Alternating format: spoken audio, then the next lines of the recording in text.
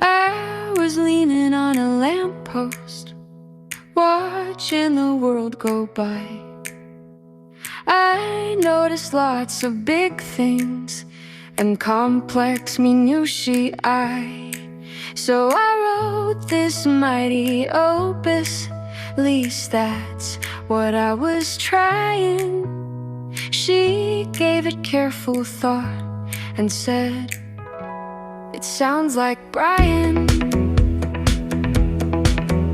The busker with the bagpipes, he wasn't there that day. Instead, Hempstead was hosting a guy who wants to play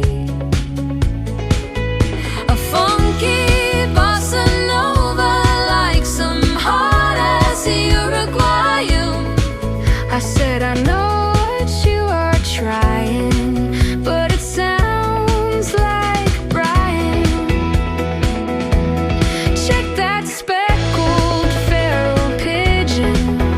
No, it's not a white dove. Guess I knew it wasn't if push came to shove. She fixed me with a beady eye, winked and then went flying. Had a shit, said he sounds like Brian. Time came to take a break for lunch and stretch my legs.